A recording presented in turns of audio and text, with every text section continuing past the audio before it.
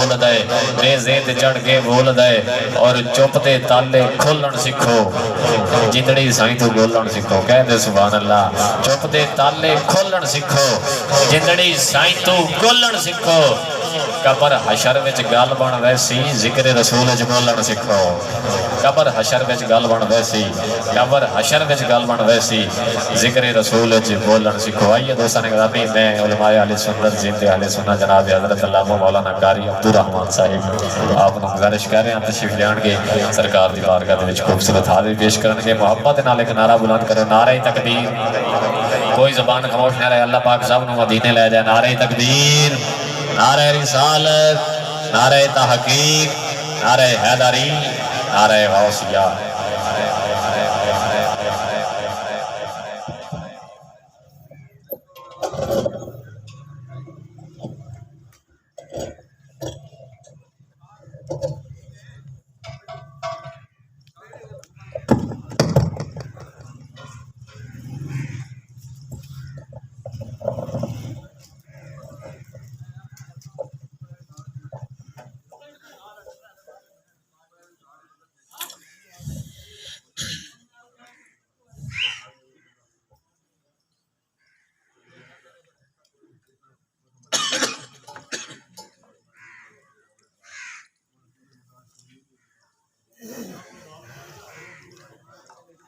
بسم اللہ الرحمن الرحیم الحمدللہ رب العالمین والعاقبۃ للمتقین والصلاة والسلام علی افضل الانبیاء والمرسلین اما بعد فاعوذ باللہ من الشیطان الرجیم بسم اللہ الرحمن الرحیم وَأَمَّا بِنِعْمَةِ رَبِّكَ فَحَدِّثْ صدق اللہ مولانا العظیم باواز بلند الصلاة والسلام علیکہ یا سیدی وسندی یا رسول اللہ وعلی آلک واصحابک یا سیدی وسندی یا حبیب اللہ درود شریف ہمارے عقیدے کی بنیاد ہے بآواز بلند الصلاۃ والسلام علیک یا نبی اللہ وعلی آلک واصحابک یا سیدی یا محبوب اللہ الصلاۃ والسلام علیک یا سیدی یا راحت العاشقین وسلم علیک یا سیدی یا مکین قلوب المؤمنین یا صاحب الجمال و یا سید البشر من وجهک المنیر لقد نور القمر لا يمكن الثناء كما كان حقه بعد از خدا بزرگ تو ایک قصہ مختصر اس صورت نو میں جان آکھاں جان آکھاں کے جان جہان آکھاں سچ آکھاں تے رب دی شان آکھاں جس شان تو شانہ سب بنیاں انبیاء جس کے در کی غلامی کریں کملی والے پیغمبر کی کیا بات ہے جو سرکار کے در کے نوکر ہیں وہ بولتے جائیں انبیاء جس کے در کی غلامی کریں کملی والے پیغمبر کی کیا بات ہے دونوں عالم مہک اٹھے جس کے سبب کل عالم مہک اٹھے جس کے سبب ایسی زلف معمر کی کیا بات ہے چاند تاروں نے پائی ہے جس سے ضیا جس پہ عاشق خدا جس پہ قدسی فدا اور قرآن جس کو کہے والضحیٰ ایسے چہرے انور کی کیا بات ہے کملی والے کی جس کو ہے نسبت ملی اس کو عزت ملی اس کو عظمت ملی جس کو عشق محمد کی دولت ملی اس کے بخت سکندر کی کیا بات ہے۔ عزیزان گرامی، رسول اکرم سید عالم صلی اللہ علیہ وآلہ وسلم کی حدیث پاک ہے، میرے آقا نے فرمایا لا یؤمن احدکم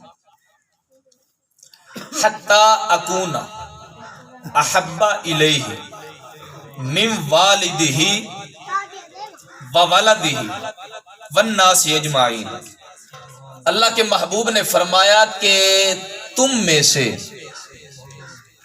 اس وقت تک کوئی انسان کامل مومن نہیں ہو سکتا جب تک اپنے وطن سے بڑھ کر، خاندان سے بڑھ کر، اولاد سے بڑھ کر، حتیٰ کہ اپنی جان سے بڑھ کر محمد کو اپنا قریب نہ جانو۔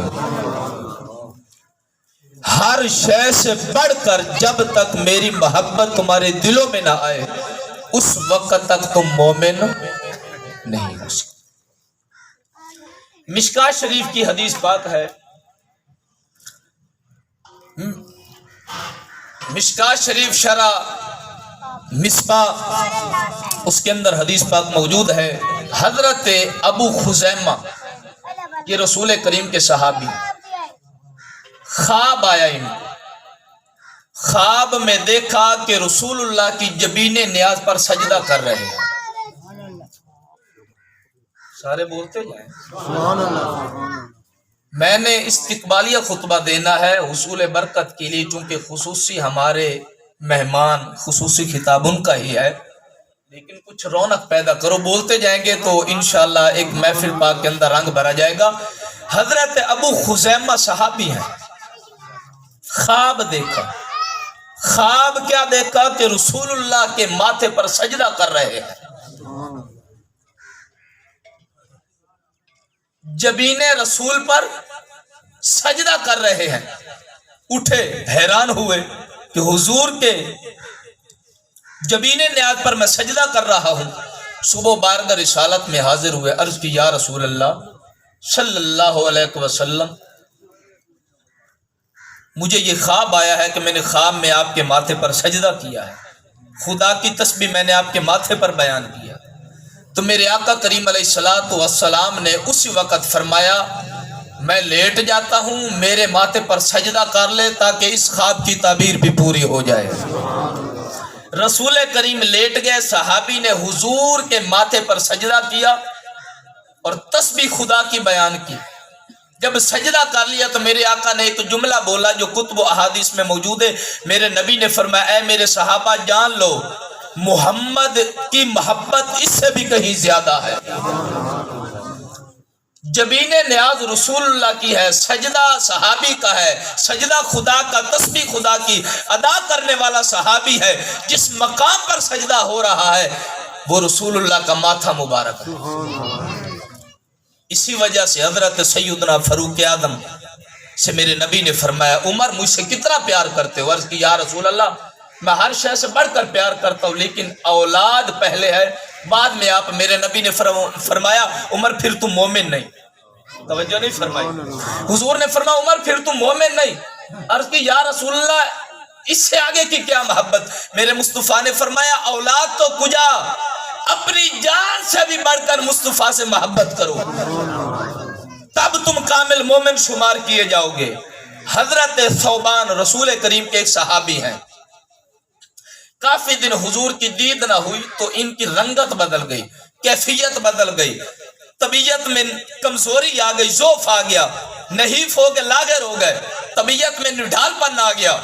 میرے آقا کریم علیہ السلام نے جب صحابی کو دیکھا تو فرمایا میرے ثوبان کیا کیا تم نے، اتنے کمزور دبلے پتلے ہو گئے؟ عرض کی یا رسول اللہ کافی دنوں سے آپ کا مکھڑا نہیں دیکھا، بولتے جائیں یا رسول اللہ کافی دنوں سے میں نے آپ کا مکھڑا نہیں دیکھا، لہذا چہرہ ودوہا نہ دیکھنے کی وجہ سے میری طبیعت میں یہ کمزوری آ گئی۔ اتنی صحابہ محبت کرتے تھے۔ میرے آقا نے فرمایا اے ثوبان یاد کر، یاد رکھ لے المرء مع من احب، جو جس سے محبت کرتا ہے قیامت والے دن اسی کے ساتھ ہوئے گا. چونکہ صحابی نے چند دن حضور کو نہیں دیکھا تو طبیعت میں یہ کیفیت آ گئی. میرے نبی نے فرمایا اے میرے صحابی گھبرا مت. چونکہ صحابی نے عرض کی تھی یا رسول اللہ آپ جنت میں جائیں گے, آپ کا مقام بلند و بالا, ہم پتہ نہیں جنت کے اندر کس مقام پر ہوں گے. یا رسول اللہ یہ جو درمیان کی دوری ہے یہ مجھ سے گوارا نہیں. میں یہی سوچتا پریشان رہتا ہوں کہ اگر جہنم میں گیا تو ہمیشہ کی دوری. صحابی کا خوف بھی ہے, امید بھی ہے, خوف خدا بھی ہے. یا رسول اللہ جہنم میں گیا تو ہمیشہ کی دوری, جنت میں گیا تو عارضی دوری. یا رسول اللہ یہ دوری مجھ کو نڈال کیے ہوئے ہے. میرے مصطفیٰ نے فرمایا اے میرے یار گھبرا مت, المرء مع من احب. تو مصطفیٰ سے پیار کرتا ہے, قیامت والے دن سنگت بھی مصطفیٰ کی نصیب ہوگی. ایک مقام پر حضرت ربیہ حضور کے صحابی ہیں, جنگ کا موقع تھا. رسول کریم علیہ الصلوۃ والسلام وضو فرما رہے تھے اور صحابی لوٹے میں پانی لے کر وضو کرا رہے تھے. رسول کریم علیہ الصلوۃ والسلام کی رحمت جوش میں آئی. میرے نبی نے فرمایا اے ربیہ آج مانگ کیا مانگتا ہے, اے ربیہ آج مانگ لے مصطفیٰ سے کیا مانگتا ہے. حضرت ربیہ عرض کرتے یا رسول اللہ اسألوک مرافقتک فی الجنہ. یا رسول اللہ مجھے صرف اور صرف آپ کی جنت میں سنگت چاہیے, مجھے صرف آپ کی آخرت میں سنگت چاہیے, مجھے دنیا کی کوئی چیز نہیں چاہیے. اگر صحابی دنیا کا سامان مانگتے حضور وہ بھی دے سکتے تھے, کیونکہ مالک کونین ہیں, وہ پاس کچھ رکھتے نہیں, دو جہاں کی نعمتیں ان کے خالی ہاتھ میں. حضور جس کو جو چاہے عطا کر سکتے ہیں, لیکن صحابی نے آخرت کی سنگت مانگی ہے. میرے مصطفیٰ نے فرمایا اے صحابی تم نے آخرت میں مصطفیٰ کا دامن مانگا ہے, جنت خود بخود تیرے قدموں میں آ گئی ہے, جنت خود بخود تیرے قدموں میں آ گئی ہے. تو میرے دوستو یاد رکھنا میرے آقا کریم علیہ الصلوۃ والسلام کی شان وراء الورا ہے. کوئی انسان حضور کی شان نہیں بیان کر سکتا. یہ بزرگوں نے نچوڑ نکال دیا یا صاحب الجمال و یا سید البشر من وجهک المنیر لقد نور القمر لا يمکن الثناء کما کان حقہ. بعد از خدا بزرگ تو ہی قصہ مختصر, قصہ ہی ختم ہو گیا. ہمارا عقیدہ تو یہ ہے کہ کل کائنات کے شاجرات کی اگر کلمے بنا دی جائے, یہ میرا ایک تاریخی جملہ ہے جو میں نے اروتی میں بولا تھا, آج پھر دہرانے لگا ہوں. ہمارا عقیدہ ہے کہ کل کائنات کے شاجرات کی کلمے بنا دی جائیں اور روئے زمین کے سمندروں کے پانی کو سیاہی بنا دیا جائے اور لکھنے والے جن و انس اور کل مخلوقات جمع ہو جائے اور رسول کریم کی زلف عنبری پر قلم سے لکھا جائے کہ حضور کے زلفوں کی شان کیا ہے. ہمارا عقیدہ یہ ہے کلمیں ختم ہو سکتی ہیں, سیاہی ختم ہو سکتی ہے, لکھنے والوں کی زندگیاں ختم ہو سکتی ہیں, لیکن میرے مدنی تاجدار کی زلف عنبری کی شان کا ایک باب بھی پورا نہیں ہو سکتا.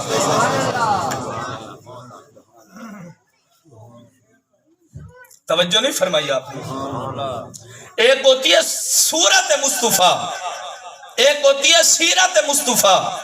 یہ دونوں چیزیں محبوب کریم کی شانوں کے پہلو ہیں, سیرت مصطفیٰ اور صورت مصطفیٰ. سیرت کہتے ہیں رسول کریم کے اخلاق کو, اوصاف حمیدہ کو, حضور کے خصائل کو, حضور کی عادات طیبات کو, حضور کے افعال و کردار کو, حضور کا رہن سہن, کھانا پینا, جاگنا, چلنا, ہجرت, سفر, عطا, سخا, یہ تمام افعال حضور کے سیرت میں شمار ہیں. یہ ہے سیرت. حضور کا جو عمل ہے وہ کیا ہے؟ سیرت. اور ایک ہے صورت مصطفیٰ, حضور کا حسن و جمال, حضور کا چہرہ والضحا کا نورانی مکھڑا, حضور کی زلف عنبری کا بکھراؤ, میرے آقا کریم کی چال ڈھال. ایک ہے صورت, ایک ہے سیرت. یہ دونوں میرے پاک نبی کی شانوں کے پہلو ہیں. یہ مسئلہ یاد رکھ لینا. آج لوگ سیرت کی باتیں تو کرتے ہیں, صورت کی بات نہیں کرتے. سیرت تب بنتی ہے جب صورت ہو. توجہ نہیں فرمائی آپ نے. کنت کنزا مخفیا فاحببت ان اعرف فخلقت محمدا. رب فرماتا میں مخفی خزانہ تھا, میں نے اپنی معرفت کے لیے اپنے نور میں سے نور مصطفیٰ کو پیدا فرمایا. لہذا میرے نبی فرماتے اول ما خلق اللہ نوری, سب سے پہلی مخلوق میرا نور ہے. قرآن مجید میں اللہ فرماتا ہے میں اول بھی ہوں. میں ہر مسلمان کی زبان چیک کرنا چاہتا ہوں, چہرہ بھی چیک کرنا چاہتا ہوں. قرآن فرماتا ہے, اللہ فرماتا ہے میں اول بھی ہوں, میں آخر بھی ہوں, میں ظاہر بھی ہوں, میں باطن بھی ہوں.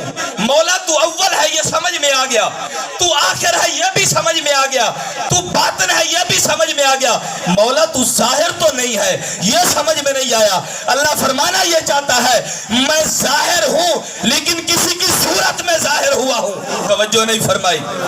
یہاں پر شیرن پاک کا کلام ہے, وہ پیر صاحب بیان کریں گے, وہ انشاءاللہ ایک رنگ بھرا جائے گا. بے صورت کسی کی صورت میں ظاہر ہوا ہے, وہ صورت مصطفیٰ ہے. چونکہ اس آیت کریمہ کی شرح کرتے ہوئے شیخ محقق شیخ عبدالحق محدث دہلوی فرماتے ہیں یہ آیت کریمہ خدا کی شان میں بھی ہے, مصطفیٰ کی شان میں بھی ہے. لہذا حضور اول بھی ہے, حضور آخر بھی ہے, حضور ظاہر بھی ہے, حضور باطن بھی ہے. اسی وجہ سے قلندر لاہوری کا کلام اٹھا, لکھا نگاہ عشق و مستی میں, نگاہ عشق و مستی میں وہی اول وہی آخر, وہی قرآن وہی فرقان وہی یاسین وہی طٰہٰ. لہذا لوح بھی تو قلم بھی تو, تیرا وجود الکتاب. ارے لوح بھی مصطفیٰ کی خیرات ہے, قلم بھی مصطفیٰ کی خیرات ہے, ملائکہ بھی مصطفیٰ کی خیرات ہے, انبیاء بھی مصطفیٰ کی خیرات ہے, کل مخلوقات مصطفیٰ کی خیرات ہے. آپ حیران ہو گئے, میں نے کوئی نیا جملہ تو نہیں بولا, چونکہ حضور کائنات کے اصل ہے. والنجم اذا ہوا, اللہ فرماتا والنجم اذا ہوا. صوفیہ فرماتا المطلق یجری علی اطلاقہ, نجم کی اضافت کسی کی طرف بھی نہیں, نجم اصل چیز کو کہتے ہیں. اللہ فرماتا ہے کائنات کی اصل میرے حبیب کی ذات ہے, باقی سب اس کی فرع ہے, باقی سب اس کا خزینہ ہے, باقی سب اس کا پھل ہے. حضور علیہ السلام ایک جڑ کی مثال ہے. اگر جڑ ٹھیک ہو تو پودے پر جو شاخیں لگتی ہیں وہ اصل نہیں ہوتی, وہ اس پودے کی فرع ہے. اصل وہ جو نیچے زمین میں دفن ہے. والنجم اذا ہوا, لہذا حضور کی ذات ہی کائنات کی اصل ہے. تو لہذا صورت مقدم ہے سیرت پر. صورت ہو تو سیرت بنتی ہے. یاد رکھنا سیرت سے, سیرت بیان کرنے سے انسان کے اندر نیک اعمال کرنے کا جذبہ پیدا ہوتا ہے. سارے پریشان ہو گئے. سیرت بیان کرنے سے انسانوں کے اندر, مسلمانوں کے اندر نیک اعمال کرنے کا جذبہ پیدا ہوتا ہے. لیکن صورت بیان کرنے سے تعظیم رسول کا سبق ملتا ہے, بارگاہ رسالت کے تقدس و تشرف کا سبق ملتا ہے. اور یاد رکھنا اگر عمل میں کمی آ جائے, سیرت میں کمی آ جائے, کوئی انسان نماز چھوڑ دے, کوئی انسان شراب پی لے, کوئی انسان بدکاری کر لے, کوئی انسان کسی کا حق مار لے, یہ گناہ ضرور ہے. انسان گناہگار ضرور ہوتا ہے لیکن کافر نہیں ہوتا. لیکن مصطفیٰ کی بارگاہ کی بے ادبی ہو جائے تو مسلمان نہیں رہتا. توجہ نہیں فرمائی آپ نے. سیرت میں کمی آ جائے تو مسلمان خارج از اسلام نہیں ہوتا, ایمان ختم نہیں ہوتا. مسلمان تب بھی رہتا ہے, صرف گناہگار ہوتا ہے. لیکن رسول کریم کی ذات کی توہین ہو جائے, صفات کی توہین ہو جائے, حضور کی بارگاہ کی بے ادبی ہو جائے, حضور کی شان میں کوئی نقص بینیاں نکالے تو سمجھنا وہ دائرہ اسلام سے خارج ہو گیا. توجہ نہیں فرمائی. میں دو مثالیں آپ کے سامنے رکھتا ہوں. ذوالخویسرہ نامی شخص حضور کے پیچھے نمازیں پڑھتا ہے, جنگوں میں بھی جاتا ہے, امام الانبیاء کے پیچھے نمازیں پڑھتا ہے, رسول کریم کے ساتھ غزوات میں جنگوں میں شریک ہوتا ہے. ایک جنگ کے موقع پر میرے آقا نے مال غنیمت تقسیم فرمانا شروع کیا. اس منافق کا بانڈا پھوٹ پڑا, نفاق بول پڑا, بدقسمتی چھا گئی, مقدر سو گیا. رسول کریم کی بارگاہ میں بول پڑا. کیا بولا؟ اتق اللہ, اے محمد اللہ سے ڈر. اللہ اکبر و کبیرہ. حضور کی بارگاہ میں کہا اتق اللہ, محمد اللہ سے ڈر. عید لیا محمد, اے محمد انصاف کر. میرے مصطفیٰ کی رنگت بدل گئی. سرکار حیران, صحابہ کا ہجوم ہے, حضرت فاروق اعظم بھی ہیں, دیگر صحابہ بھی ہیں جلیل القدر.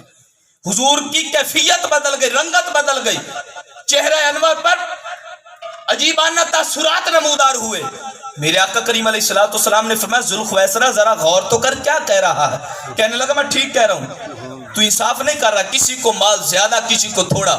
اس وقت میرے آقا نے ایک جملہ بولا, فرمایا اے ذوالخویسرہ اگر کائنات میں محمد انصاف نہیں کر سکتا تو کائنات میں کوئی منصف ہو ہی نہیں سکتا. کائنات میں اگر مصطفیٰ کا انصاف تمہاری نگاہوں میں صحیح نہیں تو پھر سمجھ لے کائنات میں کوئی منصف ہی نہیں ہو سکتا. اگر مصطفیٰ کی عطاؤں میں شک ہو, مصطفیٰ کے بانٹنے پر شک ہو, مصطفیٰ کے تقسیم کرنے پر شک ہو تو وہ مسلمان نہیں ہو سکتا. بول پڑا, گستاخی کی, حضور کی بارگاہ کو کمر کر دی, چل پڑا. حضرت فاروق اعظم اٹھے, تلوار نکالی, عرض کی یا رسول اللہ میں اس کا سر در سے جدا کرتا ہوں, یہ لانتی دھرتی پر زندہ رہنے کے قابل نہیں. میرے مصطفیٰ نے فرمایا عمر اس کو مارنے کا کوئی فائدہ نہیں, چونکہ اس کا گندا پانی آگے منتقل ہو چکا ہے, لہذا اس کی نسل آگے اب رواں دواں ہے, اس وجہ سے لانتی کو اسی حالت پر چھوڑ دو. اب یہی پر بات سمجھنا, ایک وہ ملعون ہے جس نے حضور کی بارگاہ کی بے ادبی کی اور کمر کر کے چل پڑا, کفر پر مرا, ایمان جاتا رہا, نمازیں برباد ہو گئیں, زکاتیں برباد ہو گئیں, حجیں برباد ہو گئیں, جہاد برباد ہو گئے, روزے برباد ہو گئے, نیکیاں برباد ہو گئی, صرف رسول کریم کی بارگاہ کی بے ادبی کرنے کی وجہ سے, حضور کی بارگاہ کی بے ادبی کرنے کی وجہ سے تمام نیکیاں برباد ہو گئی. اب آئے ایک حدیث سناتا ہوں, پھر اس کے مقابلے میں ایک اور حدیث پیش کرتا ہوں. میرے آقا کریم علیہ الصلوۃ والسلام تشریف فرما ہے, حضور نے اپنے دست مبارک اٹھائی, ید اللہ والے ہاتھ مبارک اٹھا کر دعا مانگی, اے میرے مولا ملک شام میں برکت فرما, ملک یمن میں برکت فرما. ایک شخص ادھر سے پھرتا ہوا ادھر آیا, یا رسول اللہ نجد کے لیے بھی دعا کر دے. میرے مصطفیٰ نے مکھڑا پھیر, ادھر سے چلا ادھر سے, یا رسول اللہ نجد کے لیے بھی دعا کرے. میرے نبی نے ادھر رک کر کے کہا مولا شام میں بھی برکت فرما, یمن میں بھی برکت فرما. پھر ادھر سے یا رسول اللہ نجد کے لیے بھی دعا کر دے. میرے مصطفیٰ نے نجد کے لیے دعا نہیں کی. اب نجد کے لیے کیوں دعا نہیں کی, آخر وہ بھی تو ایک علاقہ ہے, ملک شام بھی علاقہ ہے, یمن بھی علاقہ ہے, نجد بھی علاقہ ہے. جب حضور ان علاقوں کے لیے دعائیں خیر و برکت کی دعا مانگ رہے ہیں تو نجد کے لیے بھی کچھ کلمات ارشاد فرما دیتے, کیا تھا. لیکن رسول کریم اپنی نگاہ نبوت سے دیکھ رہے تھے جو شام کے لیے خیر و برکت کی دعا مانگ رہا ہوں وہ اس بنا پر کہ ملک شام سرزمین انبیاء ہے, وہاں پر انبیاء آئے ہیں, لہذا حضرت ابراہیم وہاں رہے ہیں, 70,000 انبیاء نے زندگی بسر کی, لہذا نبیوں کی آمدنی کی وجہ سے, نبیوں کی آمد کی وجہ سے اور نبیوں کی نسبت کی وجہ سے سرزمین شام کو میرے نبی نے برکت کی دعا دے دی, اور یمن کو ولیوں کی وجہ سے خیر و برکت کی دعا دی. چونکہ شام نبیوں کا علاقہ ہے, یمن ولیوں کا علاقہ ہے اور نجد گستاخوں کا علاقہ ہے, اس وجہ سے میرے نبی نے نجد کے لیے دعا نہیں کی. چونکہ نجد کے اندر اسی ذوالخویسرہ جس کی میں نے بات کی, اسی ذوالخویسرہ جس نے رسول کی بارگاہ کی بے ادبی کی اور کمر کر کے چل پڑا, اسی کی نسل سے عبد الوہاب نجدی لانتی پیدا ہوا. نجد میں توجہ نہیں فرمائی. حضور کا علم غیب دیکھو, میرے نبی نے دعا نہیں مانگی, حضور جانتے تھے اور نام بھی حضور نے بتا دیا. بخاری اور مسلم کی متفق علیہ روایت ہے, میرے مصطفیٰ نے فرمایا نجد میں عبد الوہاب نجدی پیدا ہوگا جو میرا گستاخ ہوگا. خدا اپنے نافرمان کو تو معاف کر سکتا ہے لیکن مصطفیٰ کے نافرمان کو معاف نہیں کر سکتا. ایک طرف ذوالخویسرہ جس نے توہین کی, ہر شے جاتی رہی, برباد ہوا, ایمان سلب ہو گیا, کفر پر مرا, دنیا بھی برباد, آخرت بھی برباد. اب ایک اور میرے پاک نبی کے یار کی محبت کا واقعہ سن. ایک وہ صحابی ہے, ایک تو یہ ہے نا جس نے سب کچھ نیکیاں کی لیکن توہین کرنے کی وجہ سے ہر شے ضائع, ختم, برباد. ایک وہ صحابی جس نے زندگی بھر نیکی کی ہی نہیں. نیکیاں صرف 2 حدیث میں آئی ہیں, وہ میں آپ کو سناتا ہوں. صرف 2 نیکی, نماز نہیں پڑھی, روزہ نہیں رکھتا, حج نہیں کرتا, کوئی نیکی نہیں. حدیث کے لفظ نو میں جرمدار ہوں. صرف سیاہ کی بات نہیں, دیگر مستند جید कुतुब के अंदर ये बात मौजूद है। उस सहाबी का सिर्फ ये काम था, जब रसूल करीम की कचहरी लगती, सहाबा बैठते, ये सहाबी बैठा रहता। जब लोगों की हाजत, नारा तकबीर, नारा रिसालत, नारा तहकीक, नारा हैदरी, नारा गौसिया, उलमा हक अहले सुन्नत, पीर तरीक़त रहबर शरीयत मोहतरमुल मकाम पीर सैयद फसी मुहियुद्दीन गिलानी दामत बरकातुहुल आलिया जो कि स्टेज की जीनत बने हैं, हम उनको दिल की अथाह गहराइयों से खुश आमदीद कहते हैं। नारा तकबीर, नारा रिसालत।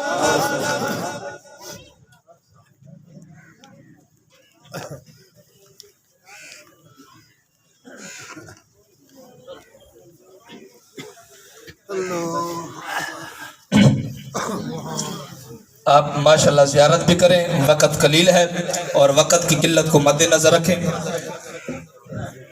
आखिरी 7-8 मिनट की गुफ्तगू है, तवज्जो के साथ समाप्त कीजिए। पीर साहब की भी इजाज़त है, ज़रा तवज्जो से कहें सुभान अल्लाह। उस सहाबी की कोई नेकी नहीं, सिर्फ हुजूर की बारगाह में बैठे रहते। लोग आते, मुकदमे पेश करते, हुजूर फैसला करते, लोग चले जाते। इस सहाबी ने क्या काम करना, जब हुजूर को कुछ वक़्त मिलना तो इस सहाबी ने सिर्फ कोई लतीफ़ा बयान कर देना जिससे हुजूर मुस्कुरा पड़े। तवज्जो नहीं फरमाई आपने, सारे बोलते जाएं भाई, नमाज नहीं, सिर्फ हुजूर को मुस्कुराना है। साहबा कहता यार तू और कोई काम नहीं करता, सिर्फ हुजूर को मुस्कुराता है। उसने कहा यार बात यह कि हुजूर के कंधों पर नबूवत और रिसालत का बोझ है, लोगों के हुजूर फैसला करते, थकावट हो जाती है। इस वजह से जब हुजूर को कुछ आराम का वक़्त मिलता है तो मैं लतीफ़ा बयान कर देता हूँ ताकि हुजूर मुस्कुरा पड़े, हंस पड़े, तो हुजूर के मुस्कुराने से थकावटें उतर जाएं। तो मैं तो ये काम करता हूँ। दूसरा एक ये, और दूसरी बात, जब बाहर जाते तो दुकान से शहद और पनीर लेकर बारगाह रिसालत में नजराना कर, हुजूर कबूल करते। जब दुकानदार पैसे लेने के लिए सहाबी के पास आता तो ये उस दुकानदार को लेकर हुजूर की बारगाह में लेकर आ जाता। तवज्जो नहीं फरमाई जनाब वाला, थोड़ा गौर। सहाबी ने उस दुकानदार को लेकर हुजूर की बारगाह में आ जाना। या रसूल अल्लाह, हमने इससे शहद और पनीर लिया था, लिहाजा हमने इसके पैसे देने। हुजूर ने फरमाना कि यार शहद पनीर तुमने लिया है, पैसे लेने के लिए तू मेरे पास लेकर आ गया है। या रसूल अल्लाह, मैंने इससे लेकर आपको दिया था। हुजूर फरमाते भाई लिया तुमने, पैसे तुम अदा करो, तुमने तो नजराना दिया। अर्ज की या रसूल अल्लाह, मैंने देना भी आपको, भरवाने भी आपसे हैं। सिर्फ ये काम है उस सहाबी का। मेरे मुस्तफा ने फरमाया जन्नती है। याद रखना, सिर्फ रसूल करीम की जो तौहीन करता है हर शय बर्बाद हो जाती है। जो मुस्तफा के दरबार का तकद्दुस और तशर्रुफ को बरकरार रखता है, अपने ईमान की पुख्तगी के लिए नमूसे रिसालत पर पहरा देता है, कसम खुदा की उठा कर कहता हूँ उसकी जिंदगी यही जन्नत की मिसाल बन जाती है। अब कुरान मजीद की एक बात, गुफ्तगू खत्म, किबला साहब का खिताब शुरू। एक अब्दुल्ला बिन उबई है, नाम आपने सुना हुआ, मुनाफिक था, हुजूर के बारे साजिशें करता, दिल में बुग़्ज़ कीना रखता। जब मरा इसका बेटा हुजूर के पास आ गया, या रसूल अल्लाह मेरा बाप फौत हो गया। ये मुनाफिक था, इसका बेटा सहाबी था, पाबंद शरा था, हुजूर का मुत्तबी था, हुजूर का ताबेदार था। सहाबी हुजूर की बारगाह में, या रसूल अल्लाह बाप फौत हो गया है, मैं बाप के किरदार को जानता हूँ। तवज्जो नहीं फरमाई, मैं बाप के किरदार को जानता हूँ वो कैसा है, लेकिन या रसूल अल्लाह मैं तो आपका सहाबी हूँ, कुछ मेरा ख्याल कीजिए, मेरे बाप को कुछ हुसूल बरकत के लिए कुछ दे दे ताकि कुछ अजाब में कमी आ जाए। मैं ये भी जानता हूँ कि अजाब होगा, बेटा जानता है मेरा बाप गुस्ताख है हुजूर का, अजाब होगा। हुजूर ने अपना कमीज मुबारक उतार कर, बात को समझना, कमीज मुबारक उतार कर मेरे हुजूर ने उसको दिया। हजरत फारूक आज़म साथ बैठे थे, अर्ज की या रसूल अल्लाह सल्लल्लाहु अलैहि वसल्लम ये कमीज इसको मत दे, इसका बाप मुनाफिक था, आपको अजियत देता था, कमीज ना दे। एक रिवायत में हजरत फारूक आज़म ने छीन ली। फिर मेरे मुस्तफा ने फरमाया उमर जब मैंने दे दी है, अगर मेरे कमीज देने से उसके अजाब में कमी आ जाए, मोहम्मद की रहमत में कौन सी कमी है।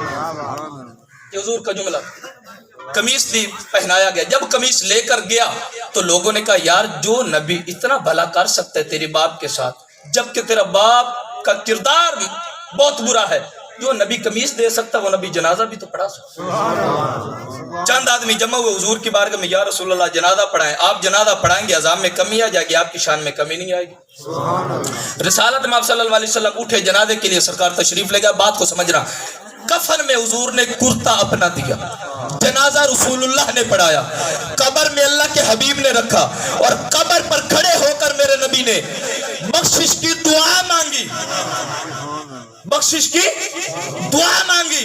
यहाँ सवाल पैदा होता है कि क्या नबी जानता नहीं था ये मुनाफिक है? हुजूर जानते थे, जब सहाबा जानते, हुजूर से कौन सी बात छुपी है? हुजूर जानते थे, लेकिन हुजूर ने ये अखलाक इस वजह से अपनाया ताकि पीछे वाले जो मुनाफिक है वो खुलूस दिल के साथ मोहम्मद का कलमा पढ़कर इस्लाम में आ जाएं। मेरे आका करीम ने 70 मरतबा, मेरे आका ने 1 मरतबा दुआ मांगी तो अल्लाह का कुरान उतरा, जिब्रील अमीन वही लेकर आ गए, इस्तगफिर लहुम औला तस्तगफिर लहुम इन सबईना इन तस्तगफिर लहुम सबईना मर्रतन फलन यगफिर अल्लाहु लहुम। ऐ महबूब, अल्लाह का हुक्म है, आप इसके लिए दुआ मांगे या ना मांगे, अगर आपकी इसकी बख्शिश के लिए आप 70 मरतबा भी दुआ मांगे, अल्लाह इसको माफ नहीं करेगा। क्योंकि खुदा का हुक्म है, ये मेरा नाफरमान है, मेरे महबूब का गद्दार है। किसका गद्दार है? मेरे मुस्तफा का गद्दार है। अगर सामरी, इधर देखे मेरे नबी की रहमत, अगर सामरी जादूगर जिब्रील अमीन के सवारी की पांव की खाक पोटली में बांधकर एक जेवरात का मुजस्मा बनाकर मुंह में डालता है, वो बछड़े में हरकत आ जाती है। बनी इसराइलों को गुमराह करके उनकी पूजा पाठ करवाता है। जब मूसा करीम कोहे तूर से वापस आते हैं, जलाली पैगंबर थे, पाक मुबारक थी, 2 फुट आग के शोले निकलते थे। जब जलाल में आते, जब जलाल में आए तो देखा कि बनी इसराइल कौम गुमराह हो रही है। आपने वहां पर गुस्से में आकर भाई की दाढ़ी पकड़ ली, सर के बाल और दाढ़ी पकड़ ली और झंझोड़ा, भाई तूने क्या किया? मेरे जाने के बाद यह मामला। भाई ने हाथ जोड़कर कहा, भाई मैं मजबूर हूं, करीब था ये लोग मुझे कत्ल कर देते, मैंने तबलीग का हक अदा किया है, लेकिन इन लोगों ने मुझे पैगंबर नहीं जाना, मेरी तबलीग पर इन्होंने कान नहीं धरे। तो हजरत सैयदना मूसा कलीम के कहने पर अल्लाह का अजाब आया और अल्लाह ताला ने फरमाया, इनको ऐसे अजाब दो कि जिन्होंने पूजा पाठ की है ये खाली हाथ बाहर आकर बैठ जाए, और इनके जितने भी रिश्तेदार हैं, हर रिश्तेदार जिसका जो भाई है, चाचा है, मामा है, ताया जो भी है, वो अपने अपने इनको रिश्तेदार कत्ल करेंगे, इनकी गर्दनें उतारेंगे। अब 12,000 कत्ल हुए। कितने? बोले तो सही, आखिरी बात है, कितने कत्ल हुए? 12,000 कत्ल हुए। अब मूसा कलीम की रहमत देखिए कि मूसा कलीम ने कहा, मौला अगर इसी तरह कत्ल होते रहे तो मेरे पास तो कोई आएगा नहीं। अल्लाह ने फरमाया, कलीम तेरी नबूवत की कसम है, तेरी नबूवत और रिसालत की कसम है, जिन्होंने शिर्क किया मेरे साथ मेरे मुकाबले में गैर की पूजा पाठ की है, मरे तो कुफर पे है, लिहाजा अब उनकी मौत को मैं शहादतों में बदल देता हूँ। ये हजरत मूसा कलीम की कौम की मौत को अगर शहादत में बदल दिया तो मुस्तफा की रहमत कुल जहानों पर हावी है। वमा अरसलनाका इल्ला रहमतल लिल आलमीन। मेरी एक बात याद रखना, इस वक्त नामूस रिसालत का मसला हमला हो रहा है, मुल्क पाकिस्तान के अंदर भगदड़ मची हुई है, कारकुनान को शहीद किया जा रहा है, वो अंग्रेजी लोग लच्चर जिनको हमने अपने ठप्पों से बादशाह बनाया, आज नामूस रिसालत पर राज नहीं कर रहे। मुसलमानों, ये खून के आंसू रोने देने वाली बातें हैं। आज हम यहाँ इसके दावे तो करते हैं, लेकिन इसका दावा करने से बात नहीं बनेगी। तारीख लब्बैक के साथ मिलना होगा, रसूल की इज्जत पर जान मारना होगा, रसूल करीम की इज्जत पर, नमूस पर जान मारना होगा। और याद रखना, ये जिंदगी किस काम की है? हमारी मौजूदगी में अगर रसूल की नमूस पर कोई राज नहीं करे, डाका नहीं करे, हम जीते जी क्या करेंगे? एक सहाबी जंगे बदर में 7 दिन रबी है, आखिरी सांस है, सहाबी के क्या हालत है? अर्ज की मेरी एक बात याद रखना, अगर तुम्हारी मौजूदगी में रसूल की नाफरमानी हुई, रसूल की गुस्ताखी हुई, तुम्हारी मौजूदगी में गुस्ताख बच गया, समझना तुम्हारी जिंदगी नाकाम है। ये सहाबा का अकीदा है। उठो और अपने बच्चों को ये तालीम दो कि मरेंगे तो